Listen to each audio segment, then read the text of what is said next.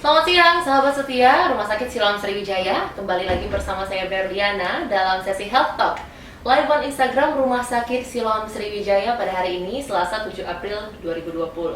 Nah, pada kesempatan ini kita akan membahas mengenai menjaga kesehatan kulit. Dan tentunya saya sudah ditemani oleh seseorang yang memang ahli pada bidang ini ya, yaitu Dr. Indah Astri Aryani SPKK. Beliau merupakan dokter spesialis kulit dan kelamin. Siang dokter. Halo, siang. Gimana kabarnya dok? Alhamdulillah. Alhamdulillah baik. Tetap kerja kita ya dok? Semangat. Tetap semangat, tetap kuat ya dok. Dan kita sesuai prosedur ya ini. Harus. Udah physical Semua dis- harus pakai masker.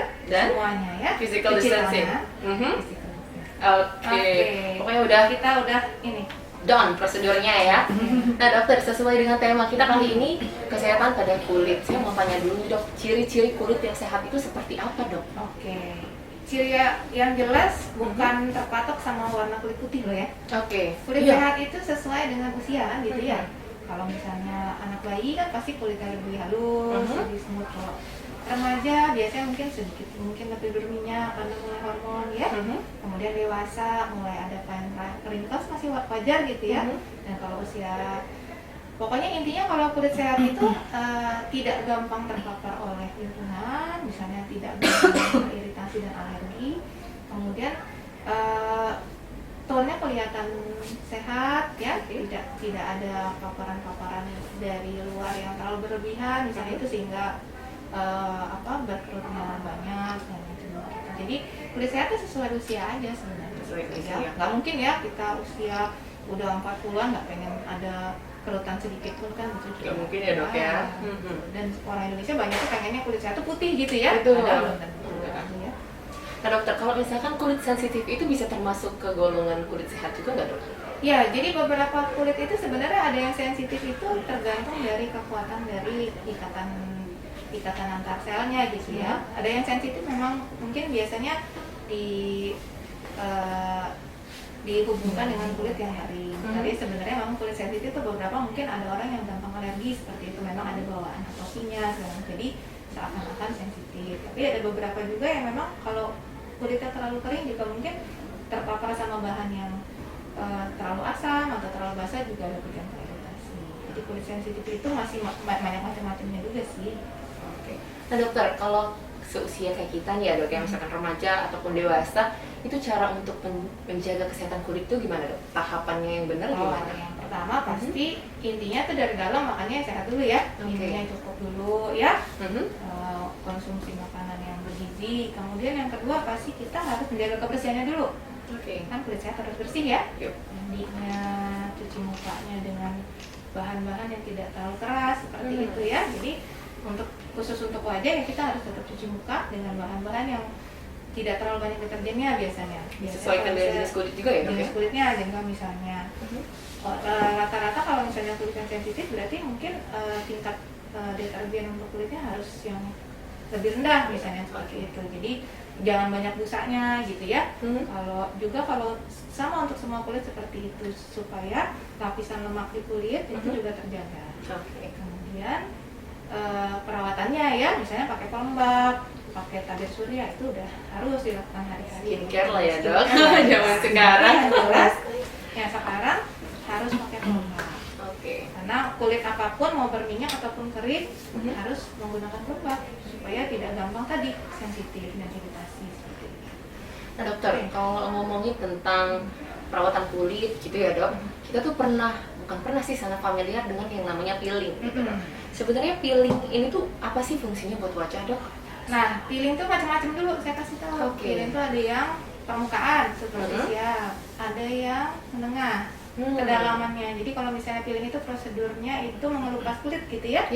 Mengelupaskan kulit. Nah, ada yang hanya peelingnya hanya mengelupas pada kulit atas namanya superficial. Ada yang bisa sampai ke stratum yang di bawahnya, lapisan kulit yang bawah itu medium. Ada yang sangat dalam sehingga sampai ke lapisan jaringan paling bawah dari lapisan terluar kulit epidermis itu namanya deep peel. Jadi macam-macam indikasinya sebenarnya untuk peeling itu.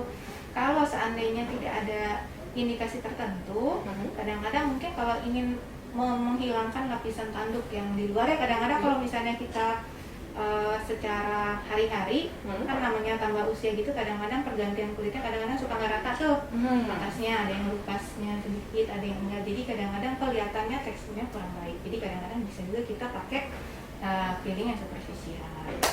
Ada juga peeling-peeling yang agak untuk jerawat misalnya seperti itu, ada yang untuk mengeringkan kalau mengandung salisilik asid seperti itu, jadi untuk jerawat bisa digunakan. Kalau lebih dalam biasanya kita lakukan untuk yang spot tadi, misalnya bercabut hitam, ada flek gitu, dan ada yang lebih dalam lagi untuk flek yang lebih dalam, dan juga untuk regenerasi, untuk pemudaan kulit seperti itu juga bisa peeling, tergantung jenisnya sih gitu. Dokter, kalau misalkan peeling itu dilakukan tuh berapa kali dalam seminggu misalkan dok, ataupun berapa kali dalam 1 bulan, frekuensinya itu bagaimana dok? Nah, balik lagi ke jenis peelingnya. Kalau yang superficial ya kadang-kadang pergantian kulit kita kan 28 hari. Ya kadang-kadang bisa 14 sampai 20 hari. Itu kita lakukan yang superficial hanya untuk melepaskan kulit mati yang ada di permukaan. Itu pergantiannya secara otomatis seperti itu ya? Kalau kulit kita kan pasti naik setiap 14 sampai 20 hari. Nah, kulit kita pasti akan berganti.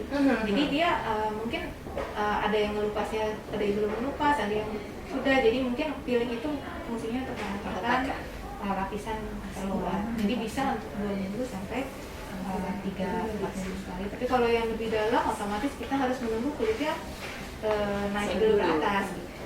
Jadi tergantung dari jenis peelingnya sendiri. Nah, kalau peelingnya dilakukan secara terus-menerus, apakah akan membuat kulit kita jadi tipis dok? Oke. Peeling itu sebenarnya kan memang targetnya macam-macam ya.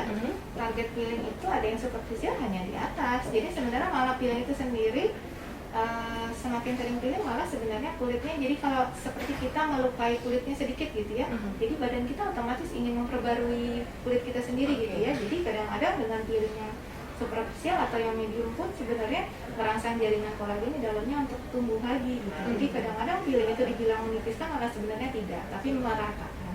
Tergantung yang melakukannya juga ya, seperti itu. Kalau terlalu dalam mungkin kadang-kadang bisa beberapa bulan baru kita bisa ulang lagi gitu ya. Tapi kalau misalnya superficial tergantung dari pergantian kulitnya.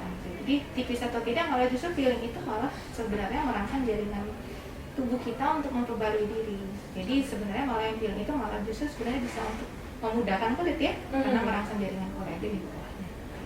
Nah dokter, saya juga pernah menemui kasus teman saya sendiri nih dok, dia tuh punya kayak freckles di sini. Apakah freckles itu keturunan atau memang karena ada faktor tersendiri mungkin yang disebabkan oleh orang itu, dan apakah peeling bisa? Kalau freckles sendiri itu beda ya. Freckles itu biasanya dari pembentukan bentuk sel melaninnya pada jaringan, sehingga bisa harusnya diperlakukan beda dengan flek yang biasa seperti melasma gitu. Jadi kalau freckles itu memang kalau untuk peeling sendiri kadang-kadang memang kurang bisa disarankan ya, walaupun mungkin bisa dicoba yang lebih dalam. Tapi kalau freckles sendiri kan kita harus lihat memang ada bawaan masing-masing, sehingga kadang-kadang dia harus tindakan kadang-kadang yang lebih agresif lagi, misalnya seperti laser. Jadi freckles sendiri kan karena memang sel melanositnya yang besar, jadi kadang-kadang mesti terapinya targetnya lebih ke sel yang pigmennya itu. Nah dokter, kalau saya tanya pertanyaan pribadi nggak apa-apa ya dok ya? Kulit saya ini kan rada sensitif dok. Terus saya juga sering make upan karena tuntutan pekerjaan dok. Nah saya tuh bingung kadang harus pakai skincare. Kalau dengerin kayak rekomen dari teman saya tuh kayaknya kalau dicobain terus malah takutnya tambah rusak nanti kan dok.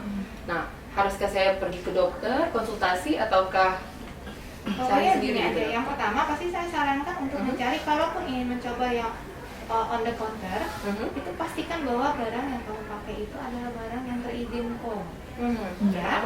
Jadi jangan terpengaruh dengan iklan-iklan online yang bisa cepat memutihkan, cepat membuat cantik dalam 2 minggu ya. Dan itu pastikan dulu itu BPOM. Karena kalau memang sudah dikeluarkan izin dari pemerintah, itu berarti barangnya sudah terregistrasi dan juga isinya sudah diperiksa. Nah, tapi kalau yang online yang saya kurang tahu ya, mencari produknya dari mana, kita harus teliti juga gitu. Isinya apakah memang tepat untuk kulit kita atau memang justru akan ke belakangnya akan membahayakan. Jadi harusnya cari, kalau memang misalnya kulitnya sensitif, cari yang mungkin untuk hipoalergenik seperti itu. Carinya misalnya kalau yang kulit yang berminyak, yang oil free gitu. Jadi kita harus ikutin dulu. Boleh tidak kita larang untuk menggunakan barang-barang yang on the counter, tapi kita harus pintar-pintar untuk memilih barangnya yang sesuai dengan kulit kita juga. Jadi kalau merasa kulitnya kering, ya pakai yang kering.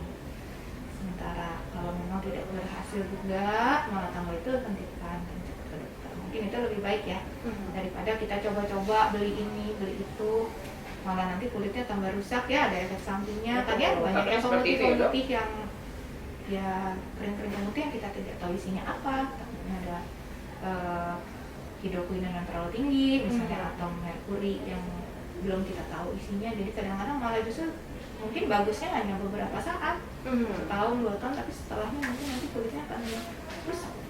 Nah dok, bahas merkuri sedikit ya dok. Merkuri itu apakah ada fungsi dok untuk kulit? Jadi kan merkuri itu sebenarnya dia sifatnya toksik ke sel melaninnya. Jadi dia membunuh, tapi lama-lama kadang-kadang itu tadi efeknya cepat, tapi dia akan, karena dia logam berat, dia akan menempel ke kulitnya dan itu akan kadang-kadang membuat efek toksik juga masuk ke pembuluh darah, dan itu kadang bisa menyebabkan gangguan ginjal dan kanker. Jadi efek itu mungkin ada yang langsung, misalnya langsung iritasi, ada yang lama bisa jadi kanker. Jadi kita harus pintar-pintar deh milih produk-produk ya, kosmetik atau perawatan yang memang sudah ada izinnya dulu. Tergantung mau cocok apa enggak dulu, izinnya dulu, pastikan dulu isinya itu tidak toksik gitu ya.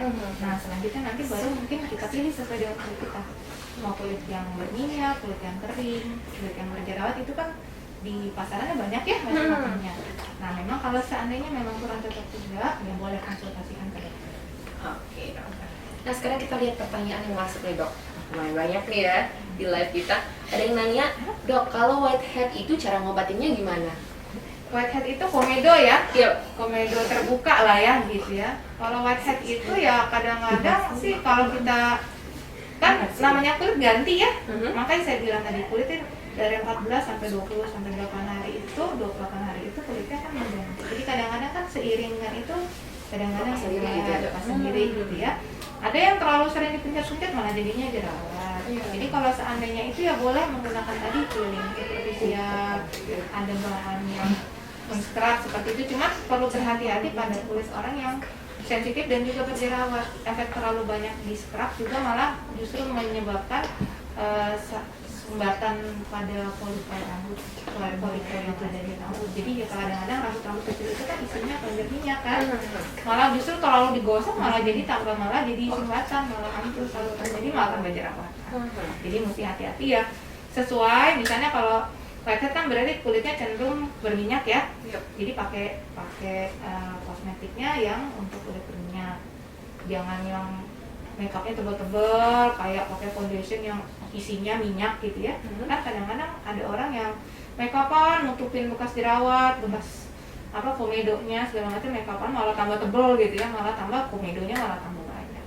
Jadi kita harus pakai untuk membersihkan sendiri boleh, tapi jangan overuse gitu. Karena kulit kita juga kan nanti dia kasihan lah ya, dia sampai lecet kalau kita terlalu menggosok. Pakai krim-krim malam juga silakan, tapi biasanya harus dikonsultasikan sama dokter ya dok ya. Lalu ada lagi pertanyaan dok, waktu berjemur yang tepat baiknya pada jam berapa ya dok? Nah ini nih terjadi perdebatan sengit ya sepertinya ya.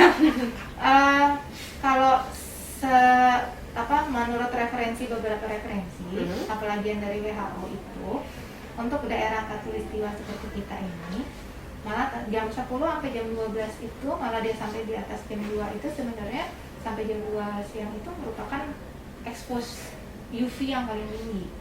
Kan kita tahu sinar UV itu ada UVA, UVB, UVC.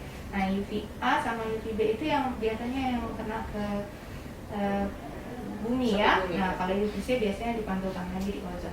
Nah sinar UV itu yang ngikutin sinar matahari. Jadi kalau seandainya menurut WHO sendiri pun jam 10 sampai jam 2 itu merupakan paparan yang paling tinggi, sebenarnya kita harusnya menggunakan UV yang memang di bawah itu, karena kan ada takarannya sendiri ya untuk sinar UV itu. Semakin tinggi malah semakin paparannya semakin tinggi, maka efek ultraviolet terhadap lapisan kulit kita juga semakin tinggi. Jadi seandainya untuk vitamin D pun sebenarnya sudah ada rekomendasi dari teman-teman sejawat yang dokter kulit juga, sebenarnya harusnya kita gunakan itu di bawah jam 10, antara jam 8, jam 9 itu cukup sebenarnya.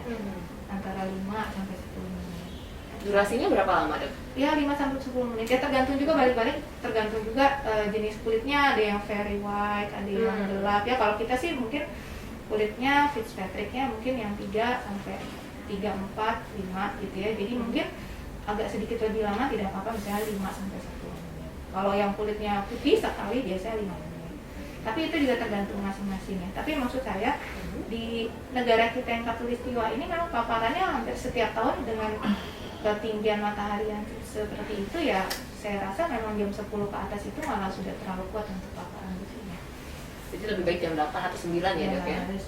Ya kalau masalahnya UV itu, kalau yang UVA dia bisa menimbulkan wrinkle ya, kanker kulit juga UVA, UVB. Jadi kadang-kadang ya memang kita harus tepat, jangan sampai malah nanti tiba-tiba pasien datang malah kulitnya kebakar.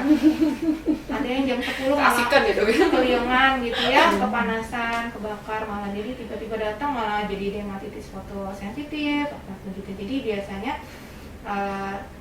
di bawah jam 10 itu lebih baik. Dan harus pakai sunblock atau sunscreen ya? Oh, kalau pakai sunscreen sebenarnya malah justru kalau lagi berjemur ya jangan pakai sunscreen ya. Paling nggak kalau memang mukanya nggak mau kebakar ya mungkin mukanya ditutup, boleh pakai sunscreen tapi harus kena di kulit bebas sunscreen dulu untuk yang itu. Tapi cukup 10 menit, 15 menit itu sudah cukup ya, Dok? Untuk hari-hari. Lalu ada lagi pertanyaan, Dok. Siang dokter, kalau eksim bisa sembuh total atau tidak? Eksim itu kalau untuk ini di luar itu ini anggaplah untuk kulit yang tadi ya. Eksim itu kan kalau dari bahasa medisnya itu dermatitis gitu ya. Dermatitis itu kalau orang bilang eksim itu macam-macam sebenarnya. Cuma kalau mungkin yang saya tanggap oleh eksim yang dermatitis atopi itu memang sudah ada genetiknya tertentu. Jadi orang itu memang dia memiliki kekebalan yang berlebihan kadang-kadang. Jadi sensitif seperti itu. Jadi dia gampang alergi seperti itu. Terus juga orang dermatitis atopi itu memang ada lapisan di kulitnya yang lapisan kulit terluarnya itu dia kurang baik. Jadi kadang-kadang memang jadi orang eksim itu biasanya suka gampang kering kulitnya. Nah itu makanya ada yang kusut tadi dibilang kulit sensitif ya. Lapisan filagrin tuh yang membentuk sel-sel kulit kita mungkin ada yang kurang sempurna. Jadi kadang-kadang orang eksim itu bukan tidak bisa sembuh, bukan tidak bisa sembuh dalam arti kata memang sudah genetiknya sudah bawaan, tapi sebenarnya bisa dikendalikan ya tadi dengan menggunakan sabun yang tidak ada deterjennya atau kurang deterjennya seperti itu ya, sindet ya, non deterjen, kemudian pakai pelembab yang khusus seperti itu. Untuk perawatan seperti itu tuh sebenarnya lumayan untuk mengendalikan supaya pasiennya juga nggak terlalu kering. Kalau kering juga dia gampang gatal, gampang alergi juga, gampang alergen yang dari luar, bahan-bahannya masuk ke kulit sehingga dia menjadi gatal. Jadi memang pelembab itu perlu sekali untuk pasien-pasien eksim. Jadi mungkin kalau dibilang sembuh total ya karena genetik Tuhan yang udah kasih begitu tuh, kita bantu supaya jangan sampai dia kumat. Bisa dikendalikan ya, Dok? Ya, dan dicari juga kalau ada dia alergi ya kita harus cari faktor alerginya apa. Baik. Lalu ada lagi pertanyaan nih, Dok. Untuk wanita berhijab, apakah waktu berjemurnya harus diperpanjang, Dok? Mengingat semuanya tertutup. Sebenarnya sih kalau saya pribadi, makanya memang kalau saya dengan hijab ini saya sedikit di punggung tangan pun cukup, kaki juga kita buka sedikit, dan muka berarti nggak bisa ditutup dulu ya sementara 5-10 menit, dan itu sebenarnya cukup sih. Ya jadi intinya jangan berlebihan, dan kulit kita juga tahu sebenarnya kalau memang overexposure udah pasti rasanya panas dan pedih gitu ya. Jadi kalau untuk vitamin D sendiri secara otomatis nggak usah pakai bikini lah ya, cukuplah kena tangan, buat tangan, kaki pun sebenarnya wajar cukup 5-5. Nah, dokter di masa pandemi kayak gini mungkin dokter bisa bagi tips kesehatan untuk pemirsa yang sedang menyaksikan? Ya pokoknya intinya namanya dari COVID ini kita mesti sabar lah ya. Namanya kita nggak boleh menyerah dulu. Harus pakai masker, udah jelas. Pakai masker itu menghalangi kita dan menghalangi orang lain untuk menularkan virusnya pada kita. Rajin cuci tangan yang jelas, dan minum vitamin ya, minum vitamin apapun, vitamin C yang direkomendasikan, vitamin E itu silakan.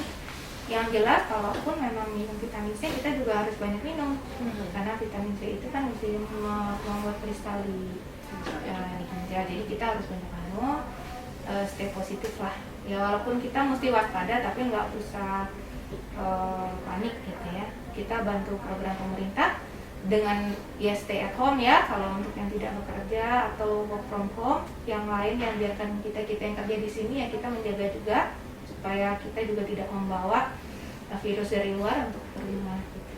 Nah, pokoknya untuk teman-teman yang lain, pokoknya di rumah aja deh dulu sementara kalau nggak perlu gitu ya, karena kita menghadapi virus yang nggak kelihatan gitu. Jadi kita harus tetap waspada. Mungkin itu ya. Baik, dokter, ada lagi pertanyaan nih dok. Siang dokter, anak saya termasuk mempunyai kulit yang sensitif. Jadi kalau lagi kumat akan muncul ruam dan dikasih salep yang ada steroidnya. Ya. Apakah itu baik dikasih terus-menerus karena sering hilang timbul? Iya. Jadi itu tadi saya bilang yang jelas perawatan kulit itu ya, skincare itu penting banget. Untuk sabun dan pelembabnya itu udah jelas harus pelembab yang khusus juga, yang hypoallergenic. Itu membantu juga supaya pasiennya tidak kering. Kalau dia kering dia gatal. Yang kedua, memang kalau sering kumat berarti mungkin ada faktor pencetusnya. Tadi misalnya alerginya apa segala macam. Nah, kadang-kadang itu yang harus kita periksakan. Periksakan mau menggunakan pemeriksaan laboratorium darah atau menggunakan prick test yang di bahan alergi diteteskan di kulit dan kemudian diperiksa. Itu juga membantu sekali supaya kita bisa menghindari. Misalnya ada alergi apa ya, kalau di awam-awam itu sukanya pantangan makan telur, pantangan makan udang, pantangan makan ikan. Padahal sebenarnya nggak semua pasien itu alergi itu gitu loh. Jadi kita harus cari apa. Malah sebagian besar 40% pasien sampai 50% itu alerginya debu. Tungau di dalam debunya. Jadi untuk orang-orang yang memang atopi, kadang-kadang kita harus waspada. Nggak boleh pantang ini ya, anaknya juga kalau anaknya masih kecil ya dipantang-pantang protein ya, kadang-kadang jadi berhenti. Jadi lebih baik kita pastikan dia ada pencetus apa gitu. Kita periksa itu. Faktor infeksi di kebersihan mulut dan gigi juga penting, karena kadang-kadang ada bakteri yang di dalam mulut kita itu bisa mencetuskan seolah-olah reaksi alergi gitu.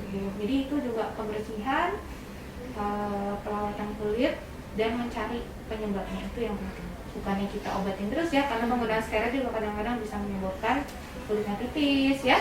Terus kadang-kadang dengan jumlah yang besar bisa menyerap secara sistemik ke dalam. Jadi memang penggunaan pelembab itu yang penting, membantu sekali, dan juga penggunaan steroid terus-menerus tanpa supervisi dokter itu cukup membahayakan. Tidak terlalu dianjurkan ya dok ya. Baik, ada lagi pertanyaan dok. Dok, sekarang kan diwajibkan bermasker. Nah, gimana dok caranya merawat kulit wajah? Nah, ini kita sama-sama ya, namanya kulit wajah kadang-kadang kegesek-gesek masker gitu ya, jadinya kadang-kadang pergi, kadang apa ya. Jadi mungkin cuci mukanya harus lebih sering, pakai pelembabnya harus lebih sering. Yang nggak perlu dipakai mungkin ditunda dulu kali ya, karena kita pakai masker ya. Jadi mungkin pakai blush on yang gimana, pelembab yang foundation yang terlalu tebal kadang-kadang juga nggak perlu kan ya, karena juga nggak kelihatan gitu ya. Jadi sebenarnya jaga kebersihan aja, maskernya juga harus dijaga supaya bersih. Jangan teh maskernya seminggu dipakai gitu ya. Wajar lah kalau jerawatan gitu ya mungkin ya. Nah, dokter, kalau misalkan masa pakai masker ini 1 kali doang ya dok ya? Nah itu dia, karena kesulitan ada beberapa saya belum tahu pasti ya kalau menurut itu, tapi beberapa berita-berita bahwa bisa disteril, tapi mungkin harus dipastikan dulu. Kalau masker kain ya pasti bisa dicuci ya. Kalau yang seperti ini mungkin ada steril khusus bisa seperti itu. Jadi tapi mungkin kalau kita tidak tahu caranya ya kita mungkin ya, lebih baik kita ganti atau kita switch ke masker yang kain. Dan biarkan yang pakai yang ini untuk yang medis saja mungkin itu ya. Tapi ada kenapa? Tapi ada yang bilang kalau misalnya masker kain itu nggak ada filter segala macam gitu dok. Apakah benar dok? Kalau masker kain, ya masker kain memang karena masker yang medis ini memang diciptakan khusus untuk 3 lapis untuk menangkal itu, memang sebenarnya faktor proteksi dari luarnya memang kurang, tapi dari dalam kita cenderung menularkan ke orang itu. Justru dengan masker kain itu kita menghindari orang-orang tertular. Seandainya kita pun tidak tahu bahwa kita adalah penderita COVID misalnya, itu menjaga. Dan juga tadi social distance kan perlu ya, kecuali kalau medis yang memang harus periksa, harus apa, memang dia harus memakai masker yang full proteksi. Kalaupun ada ya silakan dipakai, tapi sebenarnya untuk orang yang cuma ke pasar dengan jarak orang cuma 2 meter 3 meter mungkin itu tidak krusial untuk memakai masker medis. Ada lagi pertanyaan dok? Banyak kayaknya ya hari ini tentang COVID. Mau tanya dok, kapan kira-kira COVID ini berakhirnya? Sedangkan nggak pakai masker terus.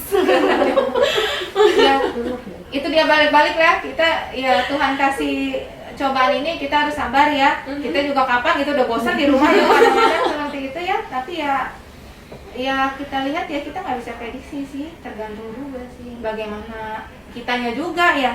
Kitanya harus patuh juga dengan ketentuan pemerintah kan gitu ya. Kalau kita masih main-main di luar kumpul-kumpul ya kapan mau selesainya COVID ini kan gitu ya.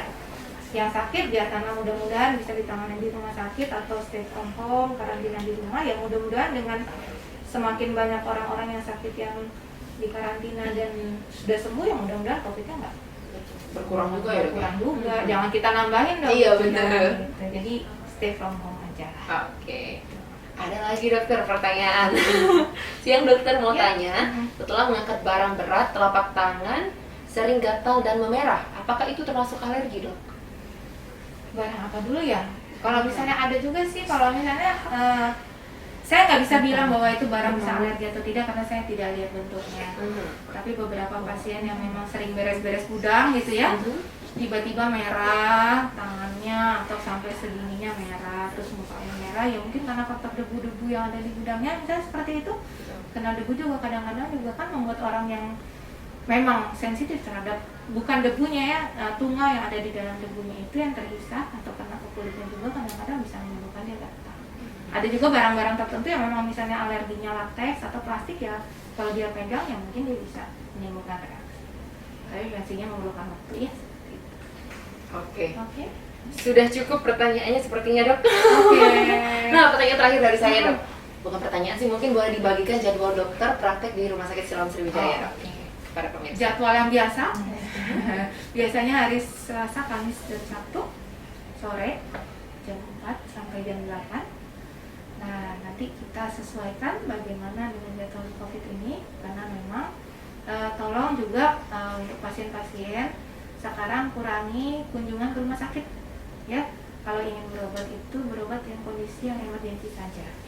Bukannya karena dokternya juga tidak menerima pasien sebenarnya, tapi kita mengurangi kunjungan ke rumah sakit yang merupakan red spot ya untuk COVID itu sendiri. Jadi seandainya hanya mau konsultasi yang tidak terlalu penting, misalnya jerawat, sapu gigi, itu mungkin ditunda juga boleh gitu ya.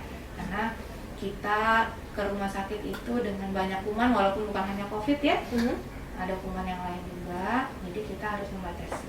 Ya, mungkin Siloam juga punya pengumuman ya di Instagramnya ya. Jadi ada beberapa dokter yang ada indikasi emergensi ya harus datang, jangan sampai di rumah kenapa-napa gitu ya. Tapi kalau tidak terlalu perlu, mungkin baiknya ditunda. Oke, dokter ada pertanyaan satu lagi yang masuk, gak apa-apa ya dok ya. Ini tentang cara menghilangkan bekas luka, gimana dok? Nah, beliau nanya seperti itu. Bekas luka tuh macam-macam. Ada yang beda warnanya aja, ada yang ketinggiannya nggak sama, jadi scar seperti itu. Kalau bekas luka juga ada yang misalnya scarnya ada yang jadi keloid, ada yang scarnya hipertrofik, ada yang malah depok ke dalam. Kalau hanya warna, kadang-kadang memang yang lebih sulit kalau warnanya malah jadi tidak ada warna, misalnya jadi non pigmented ya, tidak atau seperti putih seperti itu, lepoderma itu kadang-kadang sulit. Kalau misalnya hanya bercak hitam saja, lama-lama hilang sendiri atau menggunakan salep-salep yang memang ada untuk pengaruh warna. Tapi kalau misalnya dengan tadi misalnya bekas lukanya hanya mendekor sedikit, tidak terlalu dalam, terlalu superficial tadi, apalagi untuk bekas dirawat ya, bisa dipiling. Bisa dipiling juga ya dok ya? Merangsang untuk jaringannya tumbuh. Tapi kalau misalnya dia seperti keloid, harus ada pengobatan khusus. Misalnya dengan salep khusus yang ada silikonnya, gel silikon ketika lukanya baru, atau memang menggunakan metode lain, misalnya disuntik dengan steroid yang memang harus di dokter kulit ya. Kemudian juga ada beberapa yang mencobakan laser. Nah itu jadi bekas luka itu macam-macam. Jadi indikasinya juga macam-macam. Jadi kalau seandainya pun hanya berubah warna jadi kehitaman, ya lama-lama pigmentasinya itu berkurang sendiri. Nah, jadi nanti itu case by case aja. Dokter Indah, terima kasih atas informasinya, sangat bermanfaat sekali. Dan buat pemirsa ini mungkin yang baru gabung atau gak sempet ya nonton live kali ini, kalian bisa cek full versionnya video kali ini di YouTube channelnya Rumah Sakit Siloam Sriwijaya. Nama YouTube channelnya RS Siloam Sriwijaya. Sekali lagi aku ingetin, pokoknya kalian masih bisa nonton video kali ini di YouTube channelnya RS Siloam Sriwijaya. Nah, dan buat kalian sahabat Siloam, kalau misalkan mau buat reservasi sama dokter, ya, males mungkin mau kesini ya, kalian bisa sekarang bisa reservasi melalui online ya dok ya, yaitu di aplikasi My Siloam. Dan di situ juga kalian bisa cek jadwal dokter yang praktek di Rumah Sakit Siloam Sriwijaya. Nama aplikasinya My Siloam dan tersedia buat Android maupun pengguna Apple product. Oke dokter, sekali lagi terima kasih banyak atas informasinya. Semoga sehat semua. Amin, amin, amin. Terima kasih dokter. Dan terima kasih juga kepada pemirsa yang telah menyaksikan sesi Health Talk kali ini. Dan saya Berliana, akhir kata pamit undur diri. Sampai jumpa. Bye. Bye-bye.